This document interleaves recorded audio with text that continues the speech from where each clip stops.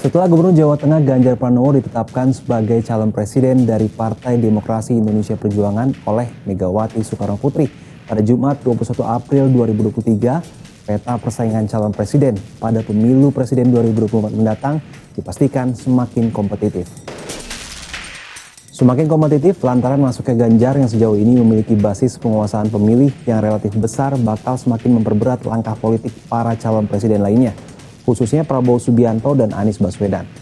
Apalagi dengan merujuk hasil survei opini publik, hingga saat ini belum ada satupun di antara ketiga sosok peraih dukungan publik terbesar itu unggul dengan jarak keterpautan yang lebar.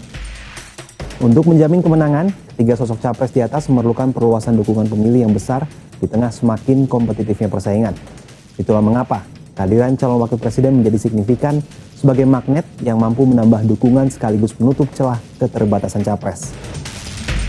Jauh ini dengan merujuk hasil survei elektabilitas, paling tidak terdapat 10 tokoh publik yang dipandang publik layak menjadi pasangan dari ketiga capres papan atas persaingan. Khusus bagi Ganjar, nama-nama seperti Ridwan Kamil dan Sandiaga Uno masuk dalam bursa cawapres pendamping. Berdasarkan hasil survei, Gubernur Jawa Barat Ridwan Kamil atau RK yang telah menjadi kader Golkar paling terbesar dipilih responden 16% sebagai pasangan Ganjar. Jika telusuri kekuatannya, apa yang menjadi pilihan publik tergolong logis. Selain dapat meningkatkan jumlah dukungan, keberadaan RK pun mampu menutupi celah keterbatasan Ganjar. Berpasangan dengan RK potensial mengisi keterbatasan Ganjar dalam merangkul pemilih di Jawa Barat. Berdasarkan survei Litbang Kompas dari seluruh pendukung RK di Jawa, sebesar 44% terkonsentrasi di Jawa Barat. Selain itu, dari sisi karakteristik pemilih, RK yang cenderung didukung kaum perempuan lebih banyak juga dapat menutupi keterbatasan Ganjar yang cenderung dipilih kaum laki-laki. Begitu pula dari sisi pilihan partai politik. Para pendukung RK pemilih secara proporsional tersebar di PDIP, Gerindra, Demokrat, Golkar, PKB, Nasdem, PKS, dan partai lainnya. Namun berpasangan dengan RK tidak lepas dari sisi keterbatasan lainnya. Ganjar RK justru membuat wilayah penguasaan semakin terkonsentrasi pada pemilih di Jawa. Perluasan pengaruh di luar Jawa tidak banyak terjadi. Sebaliknya celah keterbatasan Ganjar dapat reduksi jika berpasangan dengan Sandiaga Uno. Dari sisi elektabilitas, bila diposisikan sebagai cawapres, Sandi masuk barisan tokoh papan atas. Dipasangkan dengan Ganjar, elektabilitasnya bersaing ketat dengan Ridwan Kamil. Menariknya, dari sisi sebaran pendukungnya agak berbeda dengan RK. Pendukung Sandi kini memang terfokus di Jawa, dengan konsentrasi yang menyebar tetapi terbanyak di Jawa Timur. Selain Jawa Timur, Banten juga tergolong tinggi. Namun di Jawa Barat sekalipun cukup signifikan, masih lebih kecil jika dibandingkan dengan elektabilitas RK. Di luar Jawa, wilayah Sumatera, Kalimantan, dan Sulawesi menjadi wilayah terbesar dari pendukung Sandi. Konsentrasi pendukung Sandi yang tersebar di Jawa dan luar Jawa ini menjadi daya tarik yang dapat melengkapi keterbatasan Ganjar di wilayah tersebut.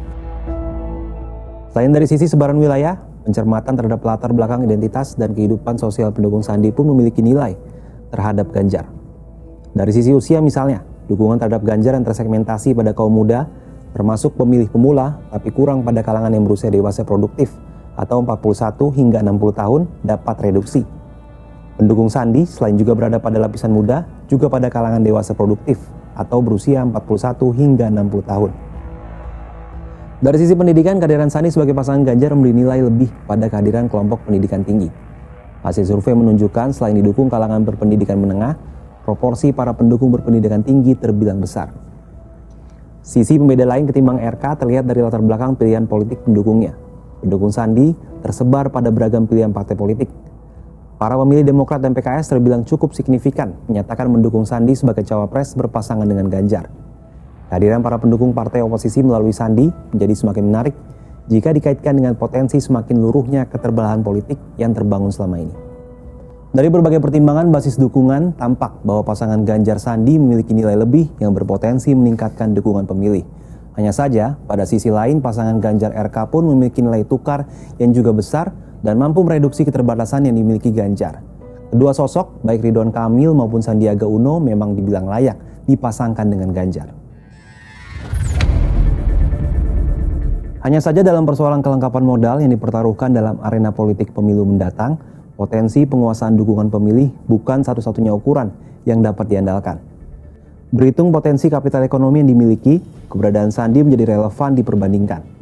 Saat berpasangan dengan Anies Baswedan pada Pilgub DKI misalnya, Ia mengaku telah menggelontorkan ongkos politiknya mencapai 108 miliar rupiah dari kocek pribadinya. Berikutnya, tampilnya Sandiaga dalam persidangan pemilu 2019 saat berpasangan dengan Prabowo Subianto pun menarik dicermati. Secara material, tidak kurang banyak yang telah ia korbankan. Dengan berbagai indikator tersebut di atas, tentunya menarik untuk ditunggu siapa yang akan dipilih PDIP sebagai pasangan Ganjar Pranowo untuk bertarung di Pilpres 2024 mendatang. Apakah Ridwan Kamil, Sandiaga Uno, atau ada calon lainnya?